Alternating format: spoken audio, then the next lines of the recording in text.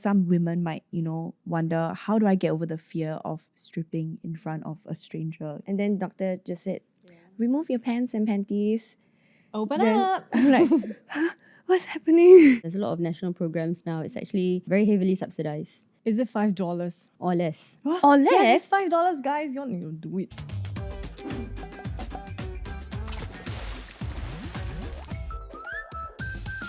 Hi everyone and welcome back to another episode of The Hot Pod where we hop into different transitions in life. I'm Q I'm Joey. and joining us today are a few special guests, Dr. Sharifah and Samantha. Yay! So hi, I'm Dr. Sharifah. I'm a family physician. I'm Samantha, content creator and early childhood practitioner.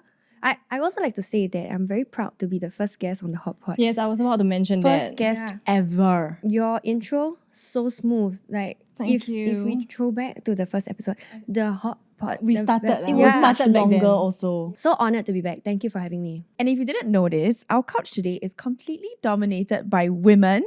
But that's because this episode is for the female Taugays. But for our male listeners, do stick around too for the females in your life. And there's also plenty of useful general knowledge for everyone. Wait, before we start the episode, Dr. Sharifah, can you tell us more about what you specialize in? Family medicine is one of them. So family medicine is like a GP basically. So we deal a lot with prevention, screening. We deal a lot with chronic conditions, like heart disease, diabetes. We also see anyone who comes through our doors, like even for like your pink eye, your runny nose, your vaccinations for your babies, for your kids. So very all-encompassing. Wow. Samantha, what you specialize in? In early childhood practice, my practice is anchored in constructivist education and play. Wow. That sounds quite cool, right? I Actually, feel like Yeah. I want to play with blocks and toys on carpet. I'll play with the balls, the Yeah. matching balls. I mean, we are matching. I mean, look at that. In true fashion, right? We are all matching our balls. Except me. Q had a ball as well, but I threw it away. okay, so it's really interesting entering your late 20s and early 30s as a woman because it comes with a unique set of life milestones that suddenly feel very real. What are some milestones that you guys maybe anticipated or did not anticipate going into your 30s? I did not anticipate the aches, the random aches. Yes, yes. And then now every time I leave the car, I thought you said eggs. I know. But like, no, from I where? heard EGG as well. You're right. eggs. Oh my We gosh. tapped into like womb Oh, women Yeah. health. Ah. Then I'm like, wait, how come I don't have random eggs yet? I got worried. Random I was body wondering. aches. Oh, The exhaustion also, the exhaustion. the lower back pain started Yes. at Like, 25, you honestly. get drained real quickly. Yeah. Yeah. Is it common that the hormonal fluctuations feel harder to recover from? I suppose so, but then there's also a lot of other life factors going on as you age, like in your 30s, you're probably going through like all your other life stresses. And sleep, oh my gosh. Yes. Sleep is a privilege. Okay, so since you're talking about milestones, right? What were some things that you guys procrastinated during your 20s and 30s? Okay, for me, it's investing. Oh, Investing, making sure that all the insurance is in place, like all this admin stuff. Boring. Yeah, that's a good one. Yeah, I procrastinated on that too. Financial literacy. Yeah. Same. Another thing for me, unfortunately, because I'm in the healthcare industry, so yeah, screening for me. I felt like it was, I'd advocate for my patients and all that, but I didn't feel like it was necessary for me at that point until I became a mom. And then I realized, there's actually somebody else that needs me. So I've got to look after myself so that I can care for the other person as well. So then that's when I really started looking after myself a lot better. I know that Joey Tan here doesn't go to the doctor very often. Dr. Sharifah, is this a safe space? Very safe space, yes. Okay, We're all I've girls. never done a blood test in my life. No. I still don't believe it. I still don't believe. Really? I said, is this a safe space? Yeah, crazy, Sorry, but this no judgment question's- really. Yes. Thank Yeah, you. yeah. Yeah, I know. I've not done any shots before after COVID that were not primary school mandated. But is this like a great fear of yours? Yeah, I'm deadly terrified. I feel like it's beyond pain, clearly, with tattoos and piercings, but I get quite bad anxiety around medical procedures. The blood test, the feeling of an injection when they inject you and then you feel the liquid go in, that feeling makes me want to rip my arm off. You can feel the liquid go in. Yeah. Actually, some people feel can. Really? But that's not as pain as the needle going in, no? I don't know what it is. Please cure me. Today the goal is for Dr. Sharifah to cure me. I think this one requires a lot more than just one session or one podcast recording.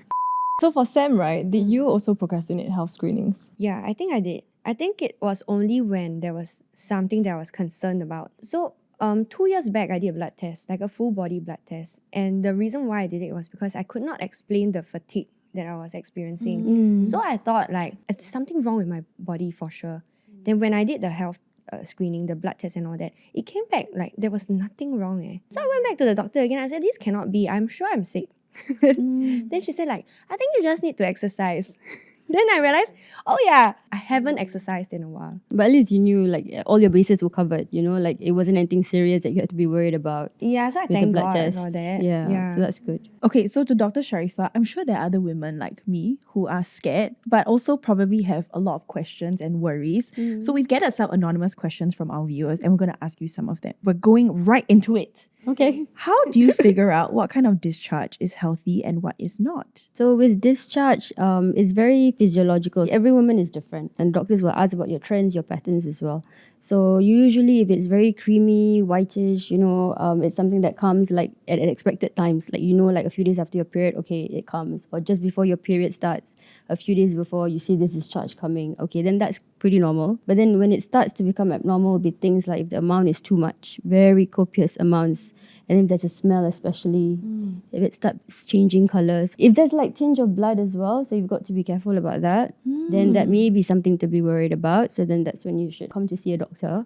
But if you're concerned anyway, you know, you're not sure whether this is normal for me or not, then yeah, just come by and see a doctor. Have you all had any scares like that before? Yes, yeah. I usually resolve it with like Google. And then Quora is so unreliable because they suddenly tell you got problem. Yes. Yeah. But I remember the first time I encountered the egg white. Cheesy. Not cheese. What cheesy? Niam niam ah. The Like, niam like, niam? like sticky, No, sticky. not like the pizza kind. Yeah. No. Yeah, no, like the first time I encountered, you know, like Can you not the scoop it up? scoopy- Why are you Like, scooping Can it I up? please say that I literally scooped and then I was like, I'm dying. So I immediately Googled Yeah. and apparently that's you're in your ovulation phase. Yeah. Yeah, so then I'm like, oh. Yeah, there's this thing we got taught in medical school about making it stretchable like that. So that's something I remember. Oh, just Have you ever played with it? Okay, play with it. No. I've never. Sorry, play with it is the wrong word. Once again, guys, this is a safe space. It is. It's a safe space. It can really. Yeah, It can. It Yes. is viscous. Your hand Yeah. clearly showed that Very you visual. played it. So another question. Are irregular periods after years of being regular and without any sexual activity something to worry about? And at what point, right, should someone actually see a doctor? So again, we go back to the pattern and the trend because every woman is different. Your periods, your cycles are different. The usual one we get taught is always, you know, your periods last for 7 days, every 28 days it comes. But not every woman is like that. I don't meet many women who are like that actually. Again, if it breaks out of your usual pattern, then it's time to see a doctor and just get checked to make sure there's nothing going on. So usually with irregular periods, we will ask a lot of questions. You know, how your cycle is like, if your family has anyone with any medical issues, if you yourself have any medical issues, don't be surprised. Like even supplements sometimes it can also cause irregular periods as well. So it's something to watch for. Also life stresses, you know, like if somebody's going through exams, moving houses, you know, changing jobs, things like this. All these stresses, big life events, they can also cause irregular periods. Yeah, it's always good to go for a blood test if you have the irregular periods. Who you talking to? I feel like I'm in a doctor consult. Same. Right. I feel like I'm in a seminar. Like I wanna studying take it. notes. Oh dear. Actually, I have a question. Because I usually have regular periods. Like they come on the spot according to my app that I have. But does that mean that I'm kind of like safe and fully free from, you know, disease can happen to me in the womb and all that? I wouldn't say necessarily so. It's really good that you're bang on. I wish I was like that. Same. Sometimes you do have to go for your screening, you know, because you don't know what's going on inside. You know, there's this picture by HPB that I really like, and I always show my patients every time they tell me, oh, I'm fit and healthy, I'm young, I don't need to go for screening. They show they're very strong, and then they have like, you know, healthy or something, and then suddenly colorectal cancer, you know, or healthy, and then breast cancer. I show my patients that, so I say, so you can see, you know, like it's very important to go for your screening because you never know what's going on. Can I just say last time when I was in secondary school, my period did not come for 2 months. And I was like, oh my god, I'm pregnant. Then I realized that I'm a virgin. I was like, oh wait, I'm still virgin. You are the miracle of Singapore. Yes. Then after that it came, I'm like, okay, I'm fine again. I was obviously confused, like why did it stop for 2 months and then it went back to normal? But It's most probably stress from O levels, I guess. Or being active also. Yes. Yeah, a lot of women, when they start bodybuilding or doing more like muscle related workouts, their periods become shorter and irregular, right? Yeah, it can happen. So speaking of health screenings, do you know what health screenings you guys should go for at this live stage? I do. Do you, Sam? I do. I think I have done it. Same. 2 weeks okay. ago. Oh, Yes. And somebody's looking away. Screening. So you haven't, right? It's about time. I know. I will go down as your like moral support partner or something. I think you will regret. Is it? She will scream and cry. I'll spiral. You know, there's like this doctor that goes like, like with The the baby. baby. For the baby. One with the lollipop. Then like baby, like this. Actually- We could do that for you. Okay, but there's a screening that doesn't require jabs. It's the one that you just did 2 weeks ago, is it? I did a lot of screenings. Whoa. Yeah. Like one Wow. shot. 1 month ago, yes. Like in the past 1 month, I've done everything. Wow, bone scan. I'm very. Oh no, not one skin. Sorry, sorry. Okay, maybe not everything. Okay, fair enough. Oh, then I found out that I am very low on vitamin D, which probably explains why I've been tired, Joey. So for the past 1 year, I've been saying that I feel very exhausted and I'm just so drained all the time. I had a whole doctor consult, need to take supplements, need to be under the sun. I guess working from home has caused me to be vitamin D deficient. Yeah. So I do think that gave me a peace of mind, knowing the answers to certain things. I also did a PAP test, but then the doctor realized that I was 30. Because PAP test is supposed to be people under 30. And then I was supposed to do the HPV test instead.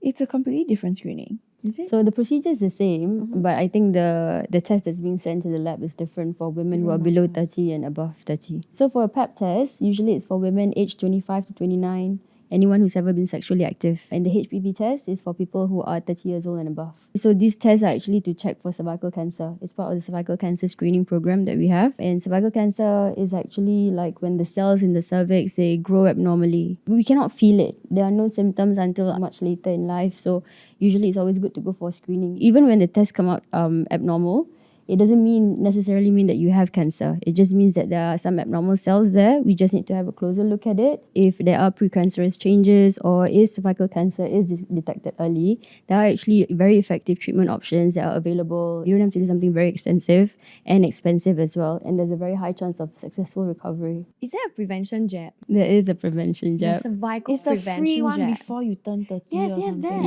Yeah. I Before- scared, and then too late. Then, oops, too late. So Sam, you got the jab.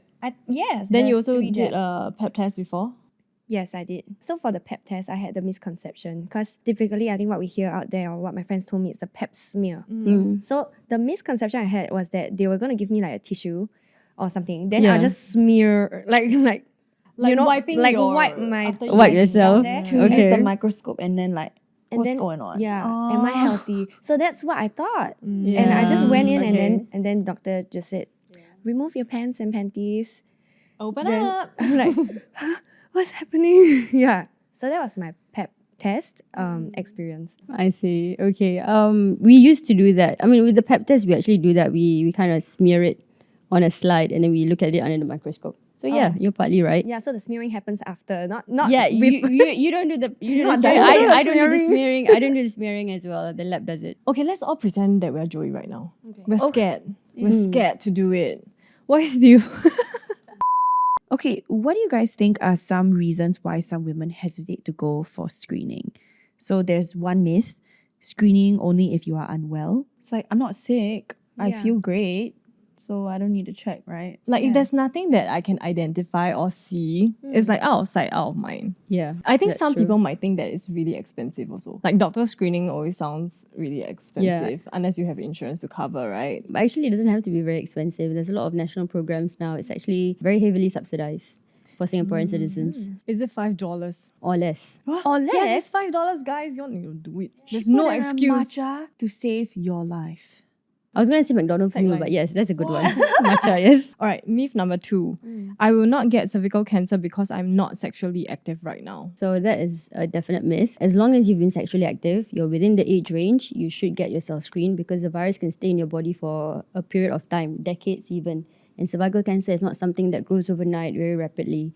It's something that takes years to progress. So that's why even the screening is not like something you do annually. So it's like every 3 years, every 5 years, depending on which test you do, then you get your screening done. And also, as long as you've been sexually active, you know, even if it's like you've had one and then it's been many years since you've had your last encounter, you should still go for the screening because you're at risk. Okay, so if I'm a virgin, do I still need to do the test? Generally, no.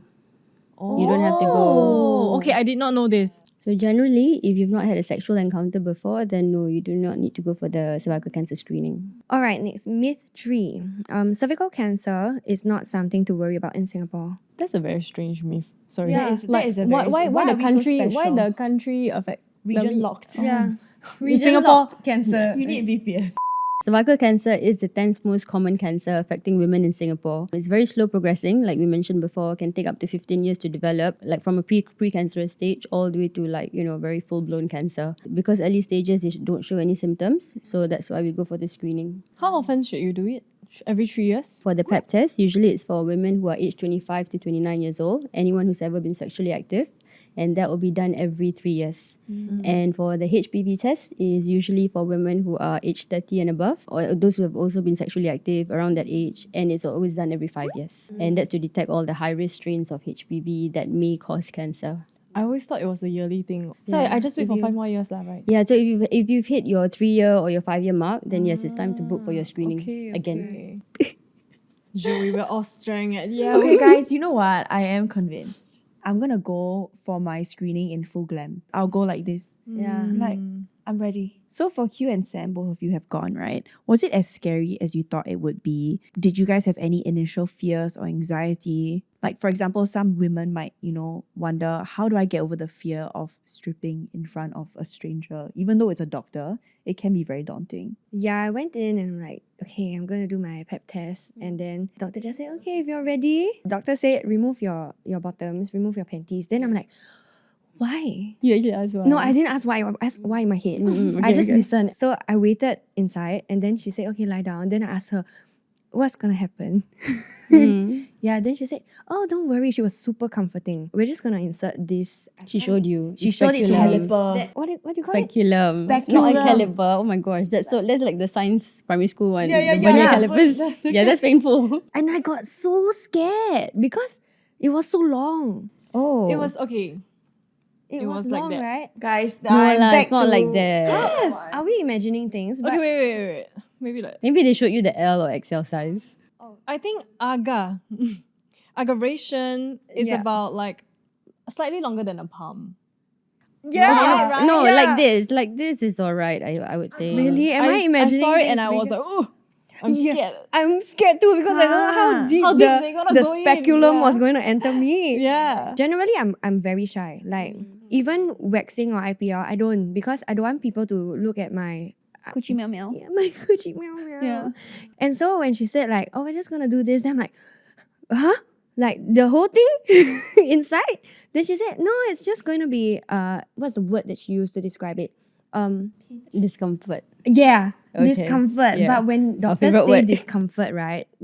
You don't know the spectrum of discomfort. So I was just very tense. I agree. She said it's just gonna go in and then she'll use this other thing to scrape. At that point, I was already like bottom naked and like, what are you gonna do?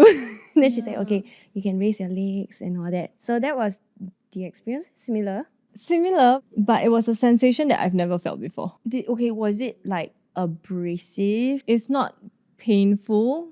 It's uncomfortable. Is it dull or sharp? Dull. Dull. It's a dull discomfort where you feel like, okay, maybe someone's digging your ear a bit too deep. Your ear. Or digging your nose too deep. So it's like, it's not painful, but it's just like, oh, it's really in there. Oh, okay. But I'm not don't hear I that know in a you, I can't sentence. see you. You know, they always say you can't see someone you know. I have a friend who's a gynae. And I thought about it because she's comfortable, right? Like I'm comfortable with her. But then she will see me, all of me. And I don't know if I can look her in the eye and share a meal ever again. So that means you'd like to share a meal with me. I would. Oh, okay. When I went for my visit, there was only a male doctor there and I requested for a female doctor, so I postponed my appointment lah. Yeah, have you heard of those requests before? Yeah, plenty. As a female doctor myself, I do have requests where the patients would shift their appointment to when I'm around. I've also had people come from other doctors as well, requesting for female doctors. Completely valid to just request. The anxieties are definitely real. And as a woman myself, I have gone through it as well. So then I know what sort of to expect from, the person doing it. So then I try to be that same treating person to my patients, like how they would expect to be treated. Okay, but adding on to my experience, it was really short to the point where I felt like it was like a lot of nerves. Then after that, she said something like, okay, just breathe, it's okay. And then it was done already. I don't think it took more than, 20 seconds. yeah. 20 seconds is quite long. It was less than a minute. I can't remember, but it felt like 20 seconds. It depends how easy it is to find the cervix. Usually, if it's easy, then yeah, you're in there less than 10 seconds. How can I make it easier for them to find my cervix? Open up, is it? Like wider? wide. I will practice. before I go. Yeah, and relax, definitely. I've also heard that it's normal for light cramps and spotting after an Yeah, exam. that's something that I would definitely tell my patients as well, just to expect that if it happens. Usually about 24 hours or so, then I'll clear. But if it doesn't, then come back again. And yeah, thankfully, no one's come back. Honestly, really, it's just that 20 seconds to 1 minute of discomfort. Then after that, you're chill. Question pod! As women, we're flooded with anti-aging messaging. What is one thing about getting older that you're actually genuinely excited about That's cute. or proud of? Okay, nothing to be proud of.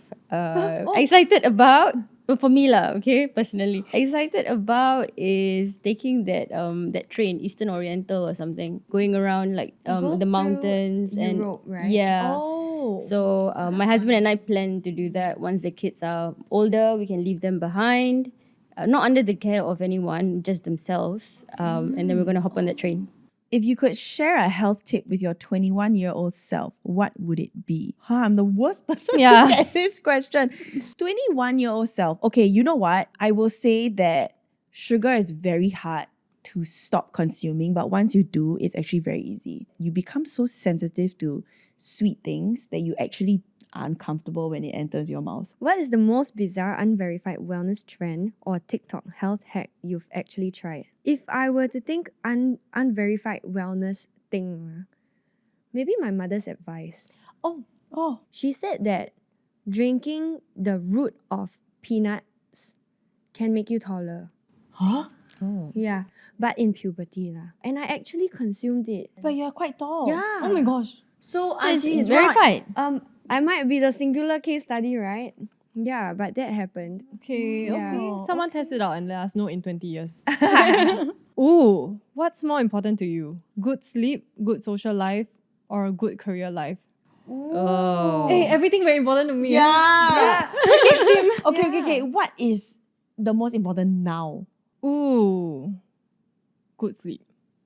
That is so shocking of me to say because my career has always been very important to me. And then I'm such a social butterfly. I mean, I used to be a social butterfly. I would be out every Friday, Saturday, Sunday. But then now I care more about clocking in 8 to 9 hours of sleep. Wow. Otherwise, I really wouldn't function as well as I would on a typical day. Yeah, would you say it's because your career is already where it's supposed to be? It could always be better. Everybody sleep well. Yes, sleep well. Don't doom scroll like Joey. I doom scroll and sleep well. How about that? It's called a balanced moderation. What are some things women can prepare before the screening itself? One thing is definitely to speak about it with your very close friends or family members, your safe space, like what we're doing now. So just to try to find out more about the process, especially if it's the first time for you, you've never done it before. There are health websites, like Sing Health, HPB. They have all these websites just to tell you what the procedure is about. So just so you have a rough idea, mentally prep yourself as well. And then when you go to the doctor, it's always good to lay out your concerns, your expectations as well. So that's something that I encourage my patients to do, like if I can feel like they're a bit anxious, even though they don't say it, but their body language is a bit like, you want me to remove it now? That kind of thing, or do I really have to get it done? So they don't say it, but you can tell. So then I'll just stop and I'll ask them, tell me what you're really worried about. From there, we'll just go through it and then take it one step at a time. Some women, they come but they're too anxious. So then I tell them, okay, come back another day. That's fine. You don't have to if I come today means I have to get it done today. But women should also avoid going when they're on their menstrual cycle. Oh, definitely. Yes. What yeah. if it's like the last day? Usually we try to make it less painful as well and easy for us, but also less painful for the patients, for the women, because the cervix gets really soft after your period ends. So usually we advise you to come maybe about 3 to 7 days after your period ends. I remember them offering me a sanitary pad.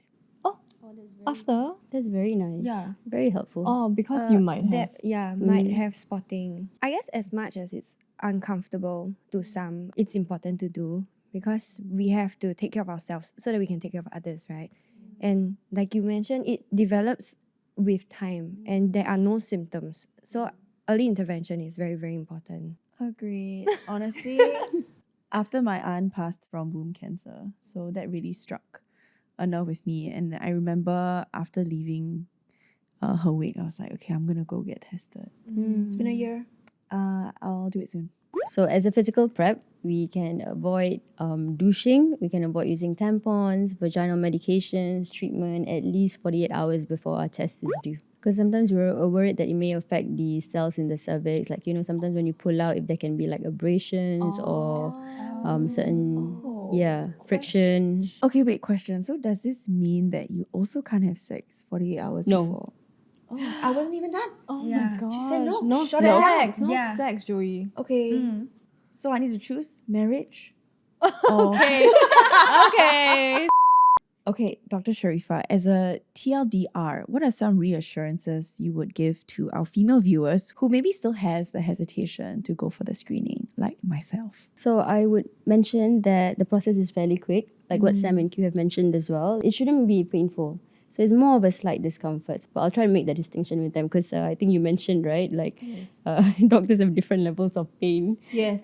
definition. Once they get over this whole psychological barrier, everything just becomes a bit more manageable for them. And at the end of the day, when they have done the screening, the tests come back, and then they're actually more reassured because they know what their current health status is. So I think that is the key takeaway from the screening program. Do you think that there are enough conversations among women about regular screening? No, I don't think so. We don't really talk about it, right? We talk about our exes, we talk about our bad friends. I do hear friends talk about irregular periods or they're stressed that their period isn't coming. And then the common advice is always laid out is don't stress because you stress it won't come. And usually it's true. Like I've never had any conversations with friends about screenings. Actually, now looking back, it's not natural. But we do talk openly about how it's day one, my cramps are very bad, heavy flow, etc. But it isn't natural for me to go like, have you done your PEP test? Yeah. Right? Actually, even for me, I completely agree with you. Like just earlier today, I met my cousin and I actually asked her if she had done her PEP test. It felt so awkward and like unnatural in our conversations. Like, why am I even asking? Even she looked at me like, why are you asking me that? But that's probably because she just delivered. So I asked her that. I think it only happens when I, for example, mentioned that I did a checkup recently. Then all my friends were like, how was it? How was it? And when I mentioned that there were some things that were a bit abnormal, then they were like, oh, what happened? What happened? Like they start to become a bit curious and a bit worried for themselves also. Yeah. Because I look so healthy, right? Like anything can happen to anyone, right? So I think that's a good reminder, something to just bring up in a conversation. People always feel like screenings and checkups are a tedious process. Yeah, and also they might feel like, okay, if I don't ask, don't tell, I don't know, then I don't stress about it. Ignorance is bliss. Yeah. Yeah. I've been on that camp for a while, but So Joey, if you're afraid, we are here for you. Yeah. Sam will hold your left hand, I will hold your right hand. okay, I'll take you up on that actually throughout the screening. Then I'll Throughout. Oh, throughout. So we are there. Oh. Like, right? So when your legs are open, okay. Okay. Okay. We discuss You again. say you'll be there. Yeah. Okay.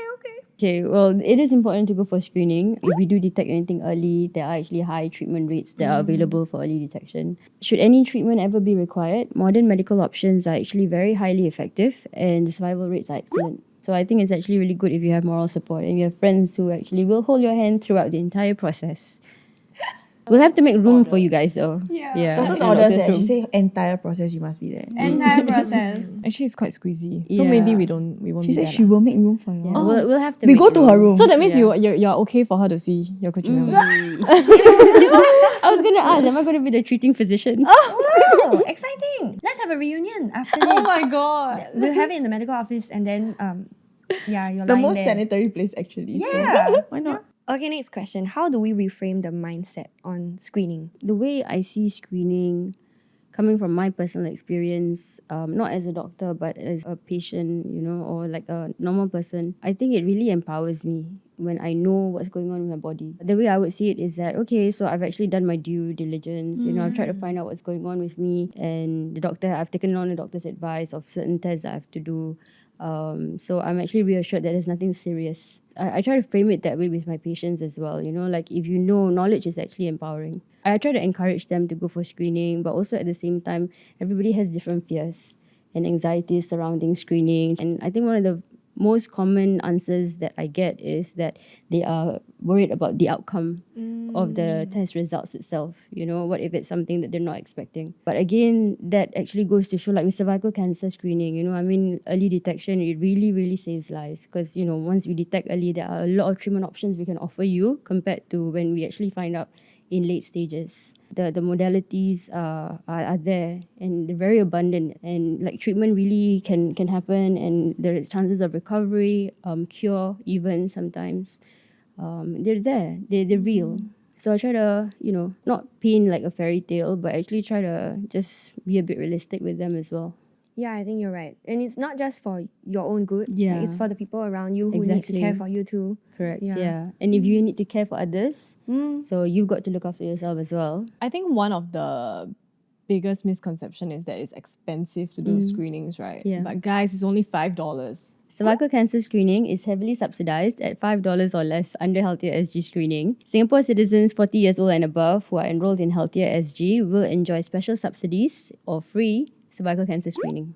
So yeah, all the more reason to get it done. It's cheaper than what? It's cheaper than matcha to get the rest of your life figured out. Tagline. No, I think $5 is incredible, and I really don't think we see healthcare options like that elsewhere No, definitely that not. are so, for women. I think it's incredible. Is it because the government wants us to Oh, definitely. specifically be safe about? Yeah. You want to bring the rates of the cervical cancer down because Top 10, right? You said? Yeah, I was 10th most common cancer affecting women. Because with treatment, it incurs a lot of healthcare costs as well. So we'll try to bring all the expenses down as much as we can to the patient. Every time I mention $5 to my friends, then they damn sold. Yeah. They're like, I'm gonna Really? book my appointment now. So guys, from what we have spoken about, we've had these conversations. If you could look back at your 25-year-old self, what you were putting off, what would you say? I never put off. At 25 years old? So wait. Yeah, did you hear the question? No, okay, I did get my jab. I honestly believe my first time doing a PAP test was really like 25, 26 years old. Yeah, because my mother made me do it. Wow, you're really straight A student, huh? Yeah. No, my mother, not me. Fantastic. If anything, I would say in general, whether it's health, whether it's financial aspects of our lives, right? I really think that you gotta start soon because compounding is a real thing. Working out at 25 will actually result to a different body right now. If let's say I'm 30 lah, Yeah, right? So yeah. everything that you do actually Agreed. compounds. So honestly, start early. Everything that you do start early. Yep. Yeah, same. I think that is it for me. Health-wise, to pay attention to what I eat. Blood test too. So I was very averse to like going for screening because I feel like why make it like a self-fulfilling prophecy in that sense? I used to think that way. Like I'm going because I'm expecting something. I mean, now I still do, but I'm more informed. And what about you? If I could tell my 25-year-old self, I'll say the fear is not going away. But now with, considering my current life stage, I do want kids, knowing that I'm aware of my body and what it needs and what I need to do in order to have a healthy body, especially if I want to nurse. And I want to make sure that I am a good wife, right? Because caring for myself is also caring for my husband, right? Oh my god, when you were talking about the kids part, I was like, is it gonna happen soon? I would love to have kids without having to give birth. Oh, maybe ask Dr. You Sharifah can, for what? some tips. Cesarean? But then after I got the scar, then they say take very long. Then Yeah lah. yeah lah, I mean, everything comes with a price. correct. But for $5, you get your cervical screening Or done. less. Or for our older taugays, Free. Okay, so for all the girlies who are like me who have never done it, or you are due for your next screening, you can book your cervical cancer screening via the health appointment system in the description box below, where you can check your eligibility for screening subsidy and book your appointment immediately. Yes, Joey. Immediately. Immediately. Immediately now? Okay, sorry guys, give me a moment. Thanks so much for watching this episode of The Hot Pod. You can listen to us on Spotify, Apple Podcasts, and Me Listen. And don't forget to subscribe to our channel if you haven't already. And a big thank you to our lovely guests, Dr. Sharifa and Sam, for joining us today. Oh, thanks for having us. Yes, thank you for having us. Also, share your health concerns with us because we would love to read them. See you guys on the next episode. Bye. Bye. Was it stressful to aim? You're not supposed to aim you're in the not- cup. yeah. You think why you like that? Pee in the cup is already very hard to aim. We are women, first of all. Actually, it's Yeah. okay. Like I if teach you off cup screen it later. right. Yeah. No, it's you need to let the stream go first. Then you Yes.